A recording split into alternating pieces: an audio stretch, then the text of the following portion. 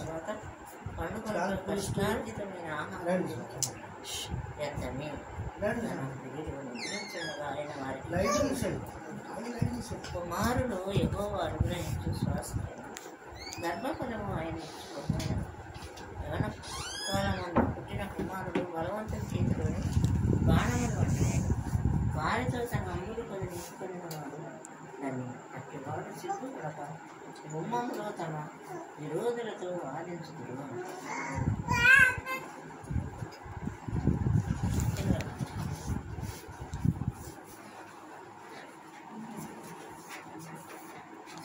అమ్మా నెక్స్ట్ ఇది కూడా చదువు. యెహోవా యందు భయభక్తులు కలుగు, ఆయన త్రోవలు యందు నడుచువారు అందరూ ధన్యులు.